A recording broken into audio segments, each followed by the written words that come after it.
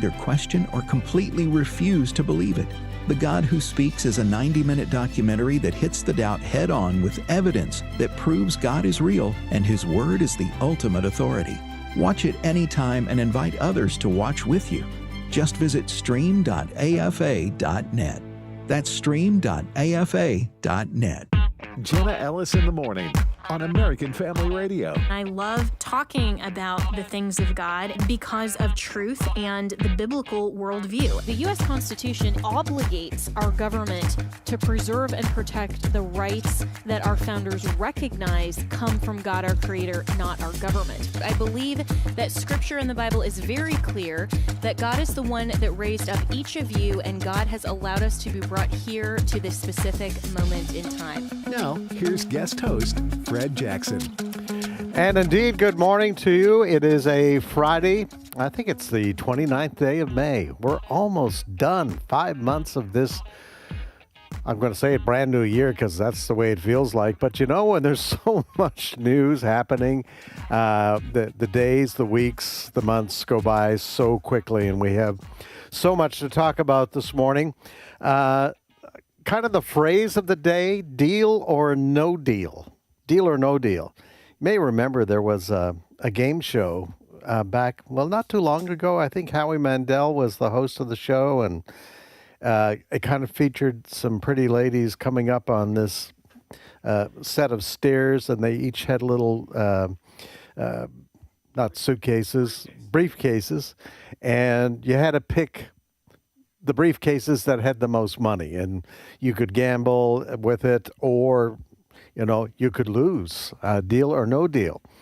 All of that in connection with right now, what we're waiting for is President Trump to respond to a deal that was first reported by Axios yesterday, a tentative 60-day ceasefire deal that has been worked out between negotiators for the U.S. and Iran. Now, according to Axios, one of the key points is that Iran would be given 30 days to take those mines and other obstructions to shipping out of the Strait of Hormuz. Iran would have to give up the control that they have afforded themselves over the Strait of Hormuz. They would have 30 days to do that. And then they would move on to other things. If that happened, they would move on to other things, and those other things are what a lot of people are talking about. Those other things include discussions about enriching uranium. It includes things like sanctions being removed. It includes a demand that Israel stop responding to Hezbollah missiles coming into their country. So those are the kind of the sticking points that are there. So President Trump apparently has had this deal in front of him now, and I'm a little surprised. It's almost 24 hours. Normally he responds pretty quickly to something he doesn't like, but we haven't heard, at least as of 7 o'clock Central Time on this Friday morning, we haven't heard from him yet as to how he responds to it. So we're going to be talking about that a little bit this morning. But you know, Israel is always at the center of things. It really is, in the Middle East. And my Bible reading this morning took me to Isaiah 60. And I'm often reminded of a comment from Prime Minister Netanyahu that this is the way he put it. He says, we live in a rough neighborhood. Talk about an understatement, what Israel faces. But you know, Isaiah 60 has, and it's a prophecy from the prophet Isaiah, but prophecies in the Bible sometimes have near events, but also distance events. And I was encouraged by some of these verses out of Isaiah 60 this morning. I'll just read a few, starting in verse 10. Foreigners will, and this is referring to Israel, referring to Jerusalem, foreigners will rebuild your walls, and their kings will serve you. Though in anger I struck you, talking about God's judgment against Israel, when they went in 586 BC into Babylonian captivity. Though in anger I struck you, in favor I will show you compassion. Your gates will always stand open. They will never be shut day or night, so that people may bring you the wealth of the nations, their kings led in triumphal procession. For the nation or kingdom that will not serve you will perish. Boy, I thought about Iran right away.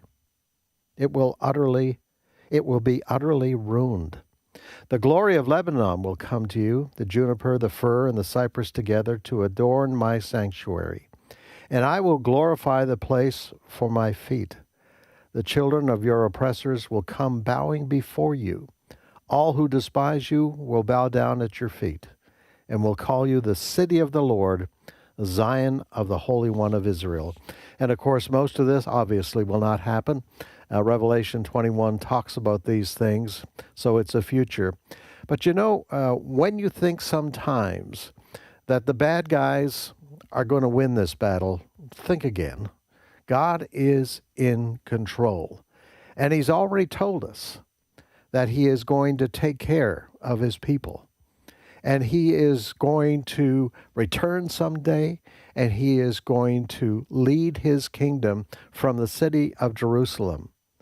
And those countries that have been oppressors of Israel, they'll come and bow down to him in that beautiful city of Jerusalem. So I was just encouraged by that because of the news that we deal with on a very daily basis. And those of us who love the Jewish people and love Israel and believe that God is going to protect her and that there's so much more that he wants to do and will do for Israel.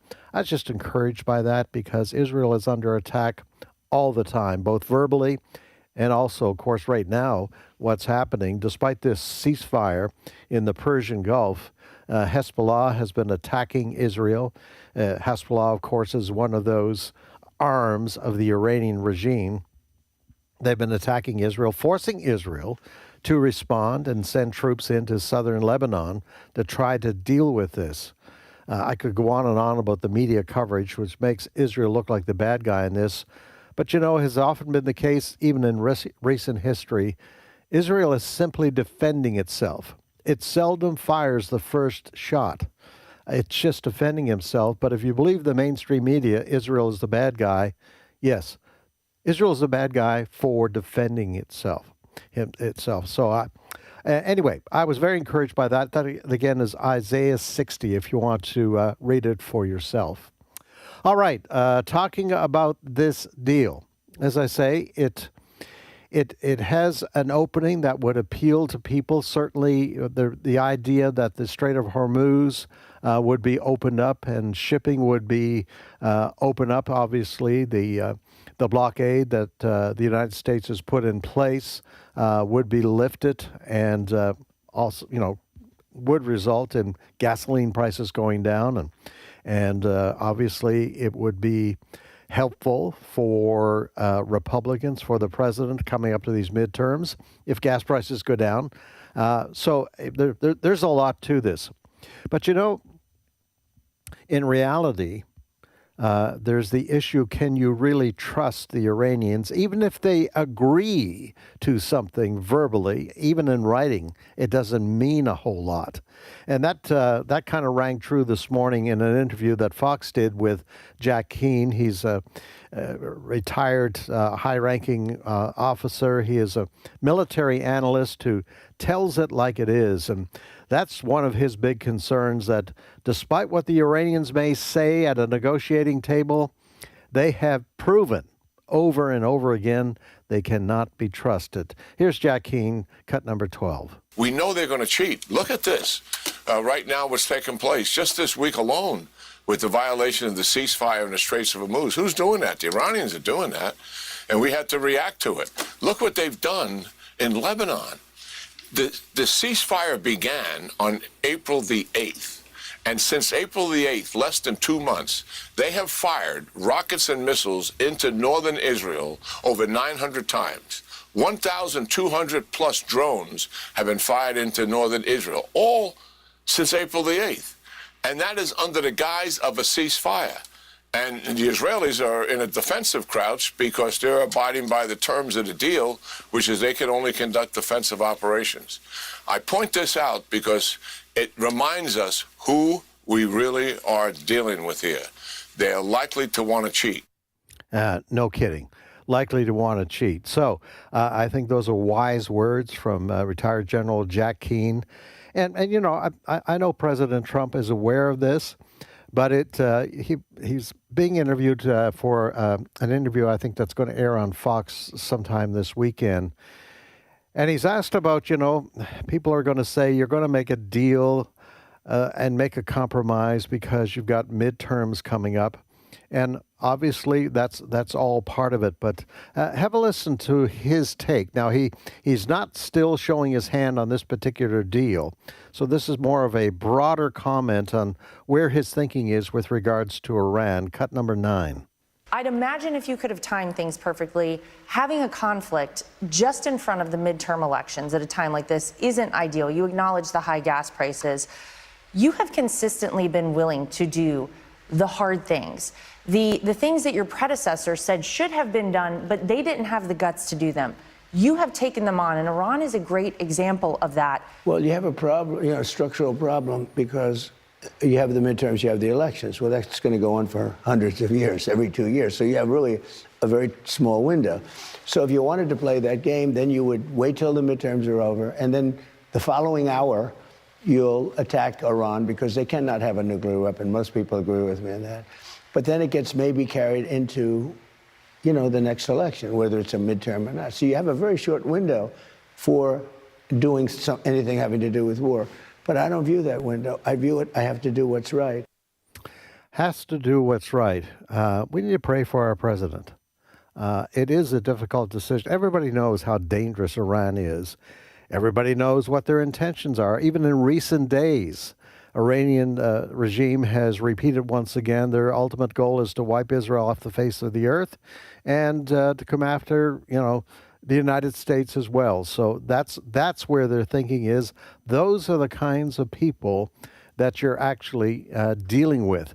Rebecca Grant is a national security and military analyst, and she talked about this deal in interviews yesterday. And I think she is also being very cautious about just where we are and how we're supposed to deal with this. Cut number 8.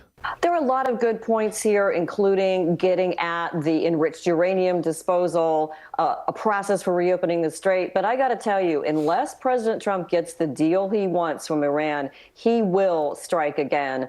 And that strike with a ballistic missile going towards Kuwait, where we have a lot of forces, that alone is justification for Admiral Cooper to carry out more attacks if necessary. Still 2 aircraft carriers and a lot of land-based air in the region. So we're just going to have to wait and see. As I say, as of going on the air here a few moments ago, there has been no response, particularly to this deal from President Trump. We'll just have to wait and see. But you can imagine the pressure from within inside even his own party on this, because you have Republicans, Lindsey Graham and a few others, that basically say, you know, we just need to bomb Iran into smithereens. But there's a problem with that, and I know President Trump is well aware of this. We talk about the citizens of Iran. We talk about people, Christians there in Iran that are being persecuted by this regime. Do you just want to go in willy-nilly and start bombing and destroying? And you would kill many of those innocent people. So I know the president, that's got to be part of the equation. But at the same time, you cannot allow this regime to continue. Because remember, it's not just Iran. It's those proxies like Hamas, like Hezbollah, like the Houthis. These are these terrorist groups, these Shia terrorist groups. They're not going to back away. Hamas, Israel, just in the past week, was forced to go in and kill another Hamas leader in Gaza. They haven't put up the white flag, folks.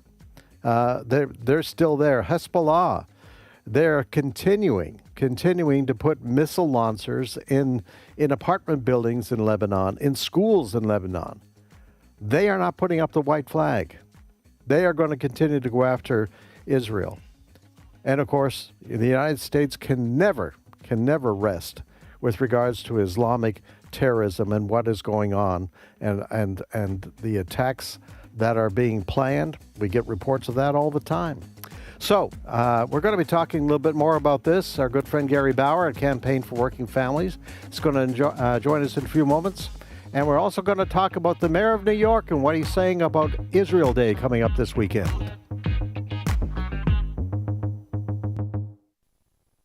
How about this? Some actual good news on the healthcare front, even as costs just keep skyrocketing. So if you're 65 or older, MediShare now offers MediShare 65 Plus. Call them. You can talk to them about this. A lot of people are taking advantage of this now because even if you have Medicare Parts A and B, you know there are out-of-pocket things, deductibles and copays that just keep going up. And the whole point is to help you by giving you a low, consistent monthly payment that fills in the gaps. In fact, I can tell you how much MediShare 65 Plus is. For example, it's $99 a month up to age 75.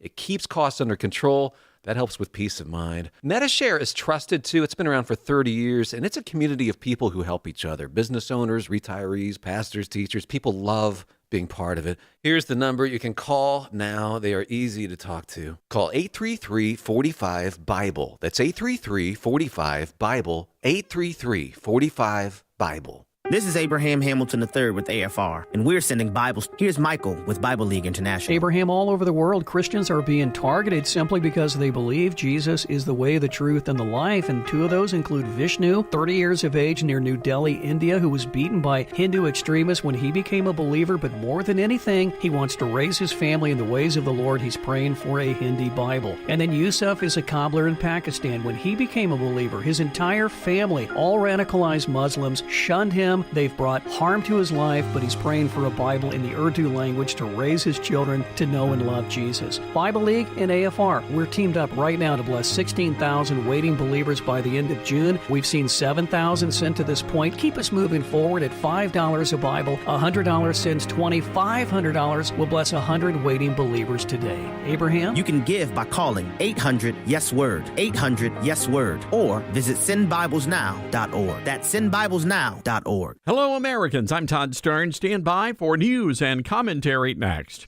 There was only one nationally syndicated radio host that predicted a blowout in the Texas Republican Senate runoff, and that is yours truly. Now, not tooting my horn, folks, just stating a fact.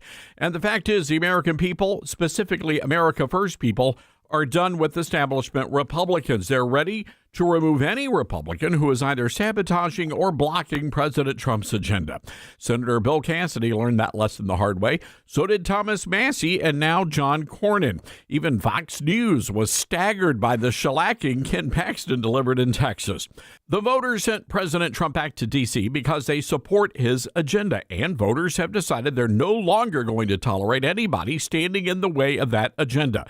Now, the media says Trump's lost his mojo, but the facts are the facts. And so far in 2026, not a single Trump-endorsed candidate has lost. Not a one. I'm Todd Stearns. Welcome back to Jenna Ellis in the Morning on American Family Radio. And indeed, we are back on this Friday morning. Fred Jackson sitting in for Jenna today, and joining us right now from the capital of the world, some people call it, Washington, D.C., Gary Bauer. Good morning to you, Gary. Good morning. That's kind of a scary thought, but I guess that's true in many ways, right? This is arguably the most important country in the world, and that means that Washington, D.C. is the most important capital. Hey, listen, I'm still going to feel sorry for you, Gary. Maybe I guess you probably, you probably developed a thick skin living in that environment for so many years. But Gary, I want to talk to. Yes, I have, Fred. But yeah, I also joked that when I first came here, I was 6'3", and if anybody has seen me recently, I've lost a few inches. So, Gary, the big story of the morning is, and I know you're aware of this, I've been reading your end of day yesterday. It's the deal or no deal, and we've been talking about it here. The president, would it be unfair to say this is a real tough one, and maybe this is why President Trump hasn't responded to this deal yet? He's getting a lot of pressure to wrap things up there, But also, the reality is Iran is a bad player, and he's still got to make sure that he keeps these people in check. So do you think we have a deal, or is there no deal here? I don't think we have a deal on the things that end up mattering probably long-term the most, which basically is their nuclear program. So I think, we'll probably get another 60 days of negotiations and agreements on a lot of other things, hopefully including opening up the Straits of Hormuz. But I think the nuclear deal will take longer to negotiate and literally could go on, I hope it doesn't, but it could go on for months and months and months. Fred, I don't think that there's enough focus on the fact that we knew Iran was a threat, but what we have found out during this conflict is they were much further along in becoming a really worldwide threat to every free nation, to the nations of Europe, to us, et cetera. I mean, their conventional military program was much further advanced than we thought. And, the Democrats are saying, well, now they control the Straits of Hormuz. Well, the fact is, we now see they had control of it the whole time. I mean, anytime they wanted, they would have been able to successfully shut it down. And people have forgotten that over the last 10, 15 years, they did that a couple of times when it suited their purposes. Now, Gary, you've kind of addressed this, the other aspects to be negotiated, the enriched uranium, lifting of sanctions, those kinds of things. Do you really think President Trump is going to trust the word? We played a clip a few moments ago of retired General Jack Keane that we know Iran cheats. Can we really trust their word if they say, no, we'll stop developing our uranium? Do we really trust them not to continue funding and equipping Hezbollah and Hamas and the Houthis? I mean, this is a regime that no matter what they say at the negotiating table, how can we trust them? Well, I think what history has taught, Fred, is that every agreement you make with a power, a nation, whether, it's Iran or the old Soviet Union or communist China, it's not worth the paper it's written on. So as Ronald Reagan famously said decades ago, trust but verify. So whatever agreement we make with them, it's important to have it on paper, but then we use the incredible technological edge we have with satellites, human intelligence, Israel, which is a tremendous asset to us in being able to collect intelligence. And we're going to be able to know whether they're cheating on the provisions of whatever agreement is reached. And at least this president will act accordingly.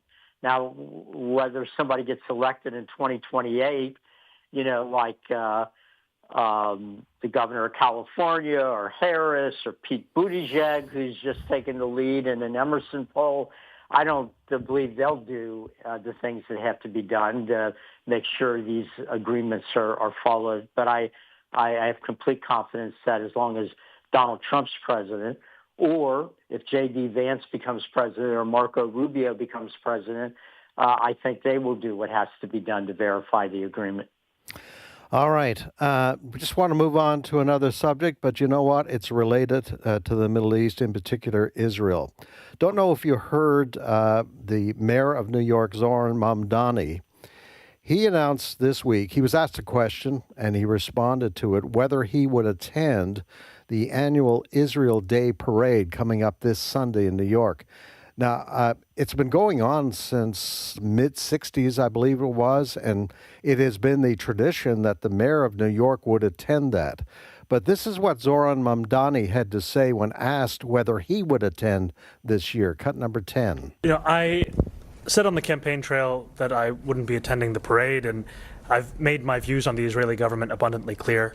And I also said on that same campaign that I would have a responsibility as the mayor of the city to ensure the safety and security of each and every New Yorker. And I don't believe that my presence as the mayor should determine whether or not a New Yorker is safe or secure. Now, I listened to a response to that from Lizzie Zavinsky. She is an Israel activist. She's been the Grand Marshal of the parade and maybe this year as well. This is how she responded to Mamdani's comments. Cut number 11. He's not going to attend because he's told us who he was from the beginning. He's never kept it a secret. I do want to make it clear that you cannot say that you support the Jewish community and don't support Israel and don't support Israel's right to exist, as Mamdani has said. The Jewish people and the state of Israel are inextricably linked. We face Jerusalem when we pray. We mention Israel over 50 times in our daily prayers. We are one and the same. So you can't support the Jewish people and not support their right to the state of Israel. But that is what Mamdani is claiming to do. But you know, he got rid of safety protections for the Jewish community on day one of taking office. He got rid of the definition. What do you mean? How did he get rid of the protections? He signed an executive order that got rid of our previous mayor, Mayor Eric Adams' executive order to create buffer zones outside of our religious institutions. Gary, do you ever think we'd see today, especially with the large Jewish population in New York, that you would have a mayor who'd say he's not going to attend that? Not going to support the hundreds of thousands of Jewish people who live in his city? Yes, you know, Fred, demography is destiny. And this country has been intentionally, its demography, its demographics have been intentionally changed by open borders and mass migration from the Muslim world. So it's now a political calculation in a city like New York, which I believe has several million Jews. I think it has the largest Jewish population of any city outside of a city in Israel. So once you've done that, I think probably if you polled it between the Muslims now, which nearly are as many in New York City as there are Jews, and then the socialist left in New York City, which is another voting bloc, what he's doing is probably popular. But it's wrong, and it is a warning sign of a deep evil descending on America. The Democrat Party has become obsessed with this little tiny strip of land in the Middle East where 10 million people live. And they have clearly thrown Israel and the Jewish people overboard because they believe they're going to more than make up for that loss of votes with the new America that they're building with the open borders that we saw during the Biden years. So historically, anytime a country starts going down this road, that country is in deep, deep trouble. It's the canary in the coal mine. It is a warning that there is a sickness among us, and it's growing in strength every day. You know, it's amazing, Gary, that, Democrat presidents in the past, Bill Clinton and others, they were supporters of Israel. Hillary Clinton, a supporter of Israel, at least verbally and vocally when they were campaigning. So what has happened in that short period of time? You addressed the illegal immigration, open borders, but also, education is in your background. Talk a little bit about the force of our propaganda machine that we call universities and what you saw after October 2023, the massacre of Jewish people in Israel, and yet we had pro-Hamas protesters at Harvard. Yeah, excuse me, I'm got a frog in my throat today, Fred. All of those things. I mean, my goodness, where to start? This is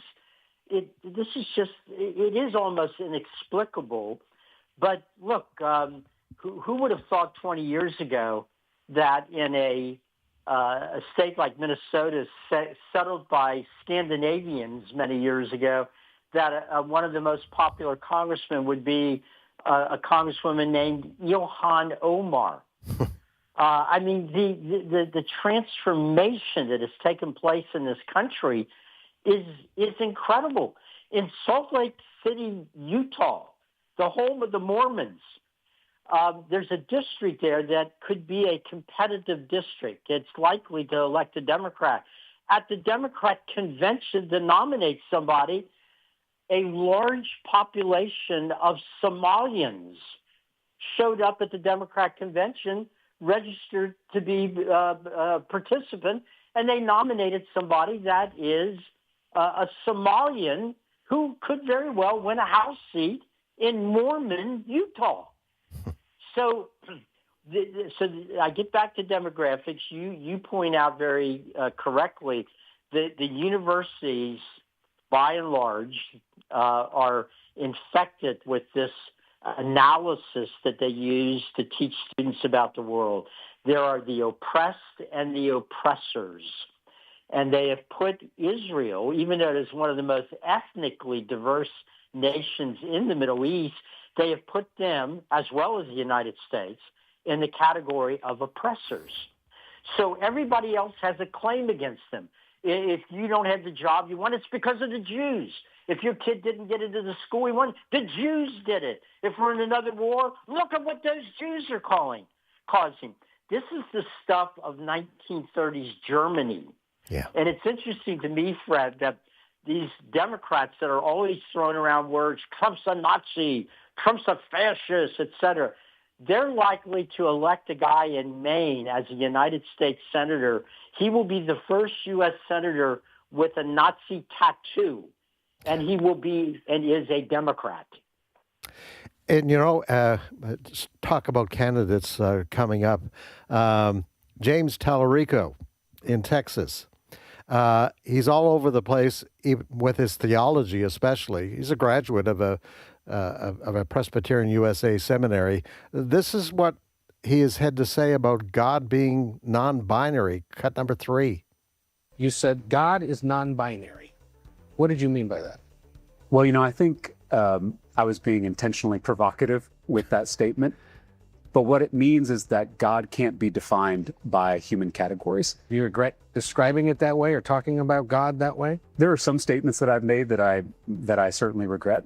Do you still believe there are 6 biological sexes? I know there are 2 sexes, men and women. You have to laugh, but he's the guy that could be a senator if Texas decides to elect him.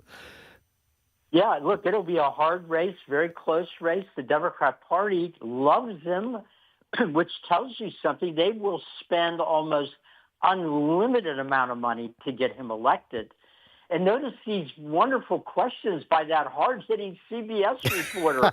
That was a political ad. That was an effort to help him, Tallarico, clean up the mess that his previous statements have created that could hurt him in this election. I think it's a toss-up. I think it's going to be very hard. But I noticed today mild-mannered Franklin Graham, who is slow to anger, could not restrain himself. He is furious that this Tallarico keeps saying that there's nothing in the Bible that says abortion is wrong. And Franklin Graham schooled him in the Bible. The entire scriptural message is the dignity and value of every human life. The Bible says choose life. God says choose life so that you and your children may live and enjoy all the blessings that I mean for mankind. The Bible talks about how we are wonderfully knitted in the womb. I mean, it is the early Christians grew because they opposed child sacrifice. So this guy is the proverbial wolf in sheep's clothing. And Fred, it shows, they keep saying they don't want religion involved in government and politics. They definitely want this version of Christianity involved in government and politics. In fact, this is evidence that they intend to steal the Bible and the church before it's all over. Gary, just before we have to leave, I want to give you an opportunity to tell us about your end of day, which I love reading each day, your summary of the news and your thoughts on things. How can people get that in their mailbox each day? Well, thanks for asking, Fred. They can go to ouramericanvalues.org, and they can sign up for it there. I'm also doing a lot of work for the James Dobson Family Institute, and you can check them out at the jamesdobsonfamilyinstitute.org. Gary, thank you as always. Great to talk to you, man. Have a great weekend. Great to be with you, Fred. God bless. All right, much more on our program this morning. Going to be talking about university professors, indoctrinators all. When God allows something difficult in your life, you could look at it as his gift to you. Here's Nancy DeMoss-Walgemuth. If our way is perverse before God, what a mercy it is when God sets out to oppose us in that way. God's way of getting your attention on the next Revive Our Hearts with Nancy DeMoss-Walgemuth.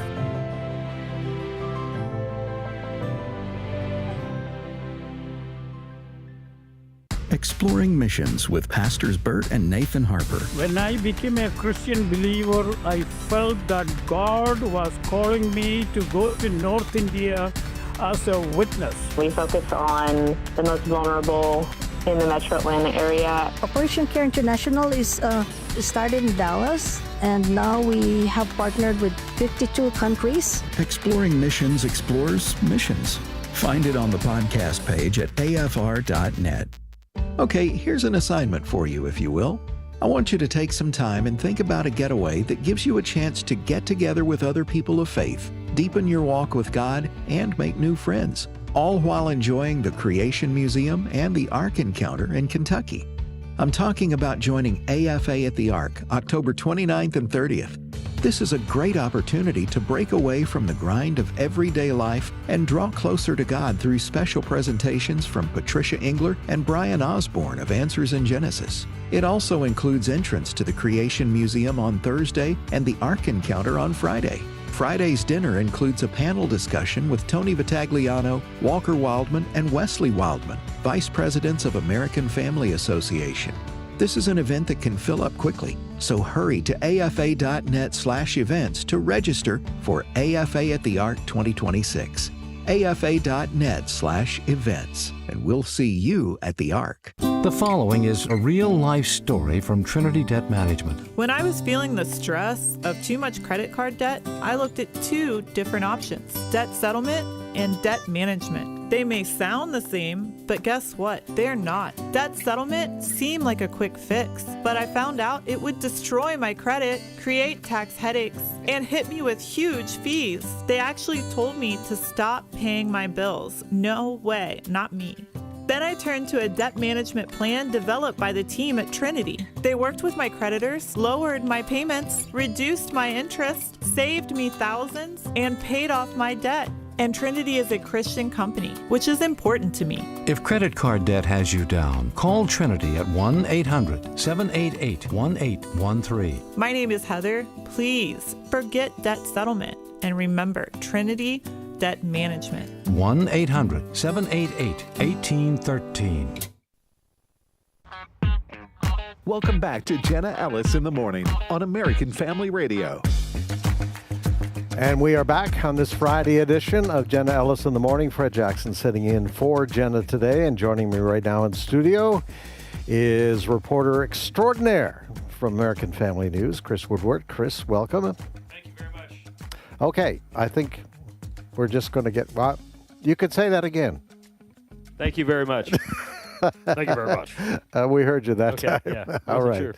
Very good. You know, Chris, we're talking with Gary about what's going on, the anti-Semitism in this country, and very often taking place on university campuses.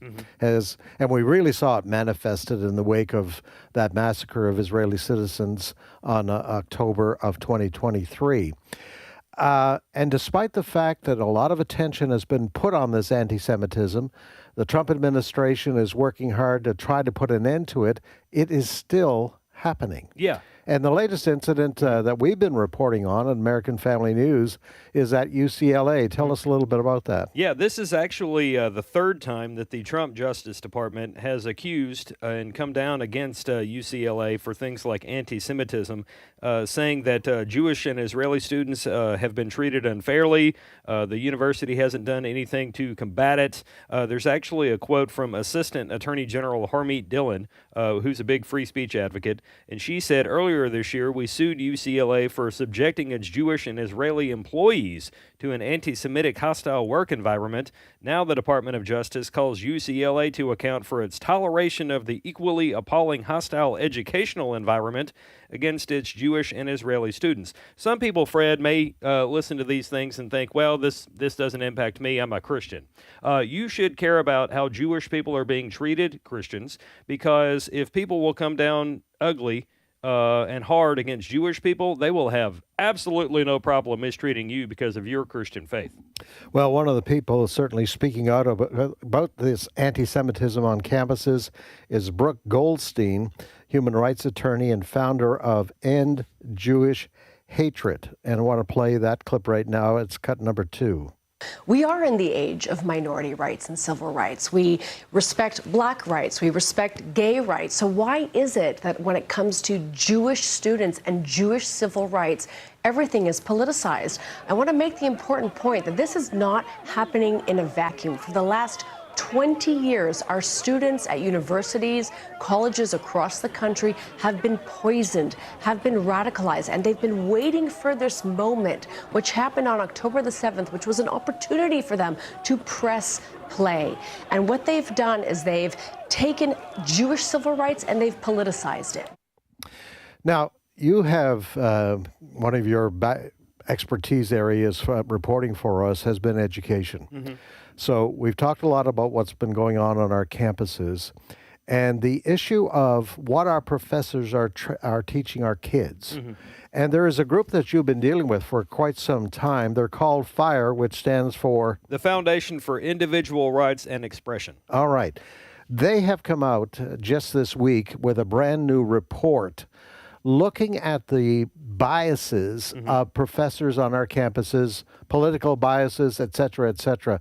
Tell us a little bit about that. Yeah, so this is a new study, and it indicates that donations from faculty at top universities have become increasingly one-sided, with the range of opinion being concentrated on the left. It does not just show that politically active faculty tend to give to Democrats, we all know that, but it tends to show that they're clustered in a narrow subset of liberal politics with very little counterbalance. The guy that did the research for this, David Primo, he's a professor at the University of Rochester, and he did this study for FIRE. They commissioned the study. And Primo matched faculty members with campaign contribution records from Stanford's database on ideology, money, politics, and elections. That database includes approximately 850 million itemized political contributions going back to 1979, before I was born. Once he was able to parse out the individual faculty donors, he used a measurement called a CF score, which is a campaign finance-based measure, to place donors and candidates on a particular ideological scale.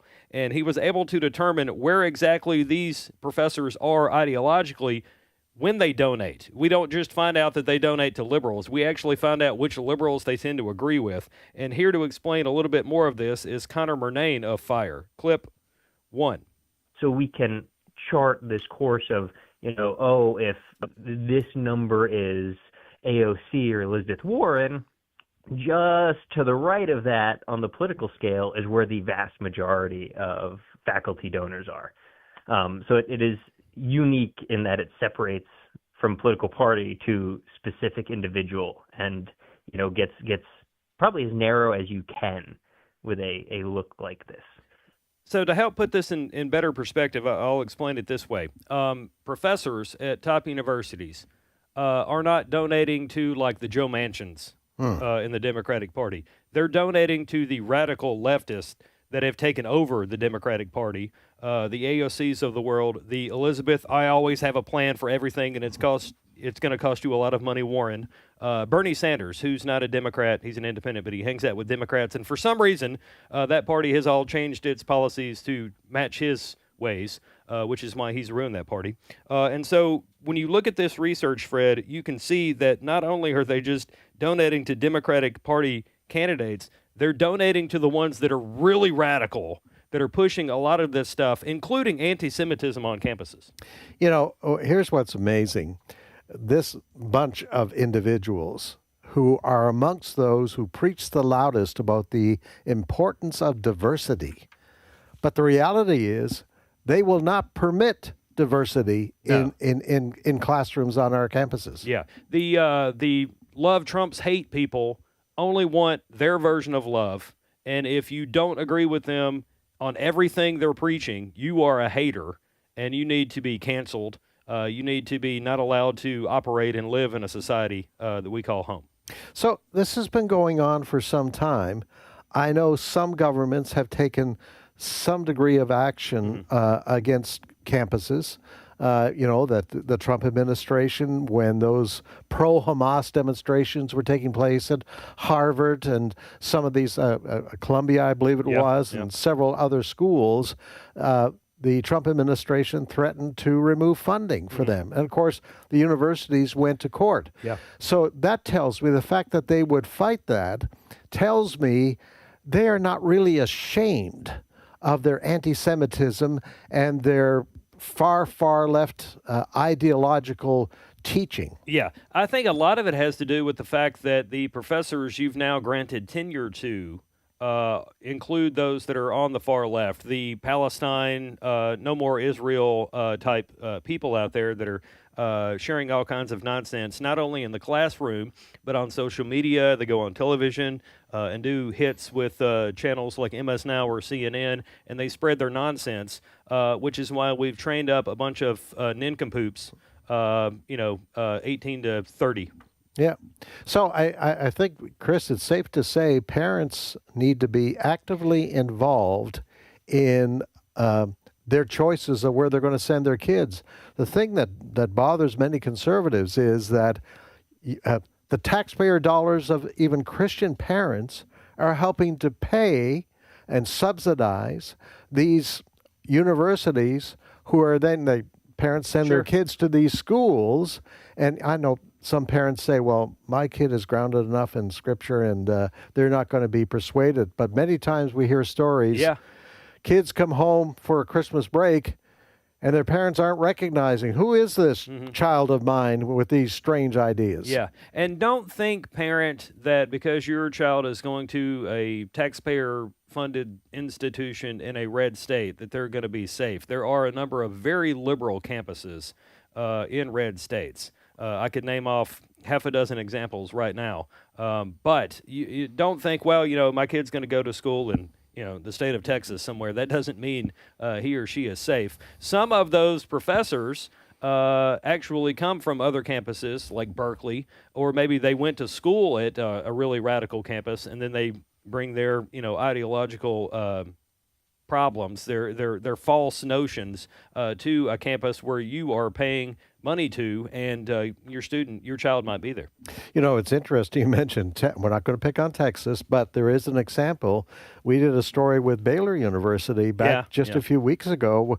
They had people on campus celebrating the homosexual lifestyle. They do. And that's a problem. I mean, you can't even trust a school that has, like a faith-based Genesis. Just because it's faith-based doesn't mean that you're safe. You still need to actually go. You need to look at the curriculum. You need to go on campus. You need to talk to people, find some alums maybe from that area, and really through the process of networking and conversations with people, you need to pick and choose where it is that your child is going to go. I know it's concerning. I mean, I've got a teenager that's 2 years away now from going to college, and I'm praying that everything goes well there. We're praying that the Lord will show us where exactly she needs to go, if the Lord even wants her to go to college. I mean, that's one thing parents and students need to do is pray for the Lord to give direction to your child on what He may have planned for them. You don't have to go to college for everything. Millennials, Gen Zers, we've all been led to believe that you need to go to college to have a better life. But as we've learned from recent years, there's nothing wrong with learning how to wire a house or being a plumber. I mean, you can go to trade schools. There's a number of things that you could do out there to have a good career and serve the Lord that way without going to college and burying yourself deep into debt. Chris, we're dealing with a lot of stories right now. It is a political period, and one political story that's getting a lot of play right now involves Jill Biden. Yeah. Jill Biden has got a new book coming out. I think it's going to be released officially on Tuesday next week. But she's doing a lot of interviews to peddle that book. But she's being challenged on the mental state of her husband, going back to the debate in 2024. And she's having to explain a few things. Here's a little bit from a couple of her interviews, but we want to start with the night of that debate after Joe Biden had his problem. She's now saying she thought that he was having a stroke.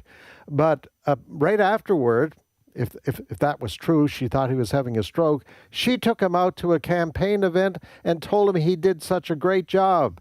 But then you're going to hear a little bit of the interviews that are going on right now about Jill Biden. What do you really believe about your husband? Here's cut number 4. Oh, you did such a great job. You answered every question. You knew all the facts. And let me ask the crowd, what did Trump do? Yes. I wasn't horrified, I was frightened because I had never, ever seen Joe like that before or since. Never. Or since. Yes. And it scared me to death. Did you ever see signs that he was falling into cognitive decline? No. People were saying he wasn't the same Joe Biden. Well, I don't think that's true. He was the essence of the same Joe Biden. But yeah, he was slowing down. He was getting older. I mean, we all observe that. When it's a very intense job. I think it ages you quickly. It's really interesting. She said, Trump lied during the debate. But right now, she's being accused by some of lying about saying, Joe, I didn't see really any problems with Joe's mental capacity. Yeah, a lot of people have wondered why she or Hunter didn't step forward earlier on before all that happened with the debate and tell him, Joe or Dad, it's time to let it go. Like, you served your country, give it to Kamala or somebody else. Let the party figure out who your successor is going to be. And I don't know. Maybe they had those conversations. Maybe Joe said, I'm putting my foot down. I'm the man of the house. I don't know. I wasn't in that room if they even had that conversation. But I will say this.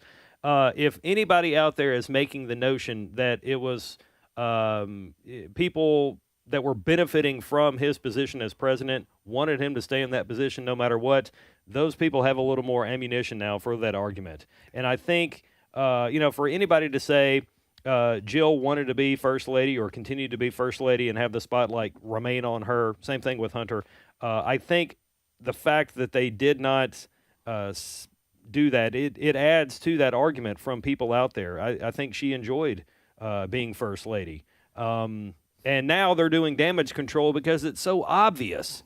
And it's also obvious, too, that the media was running cover for him because now the same people who had the ability to cover Joe Biden's cognitive decline are now trying to lead Americans to believe that Donald Trump's health is not good. Oh, yeah. I heard an interview yesterday on Fox. Chris Coons, who is the Democrat senator from Delaware, he was asked about everything that Jill Biden is saying out there. Yeah. There are some Democrats that are really upset with Jill Biden because she's bringing attention back to that.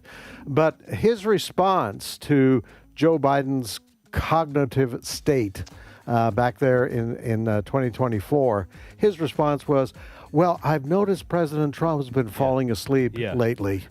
I tell you, I cannot believe that somebody from Joe Biden's home state of Delaware would say something negative about Donald Trump and ignore Joe Biden's problems. I know. Well, it is a political season, isn't it? It is. And we are here. It always is. Our very best American Family News to tell you the straight stuff, folks. And we will, by with God's help, continue to do that. Thank you very much, Thank Chris.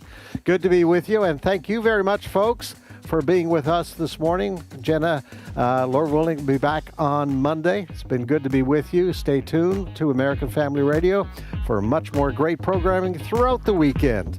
Have yourself a good weekend, folks. Bye for now. The views and opinions expressed in this broadcast may not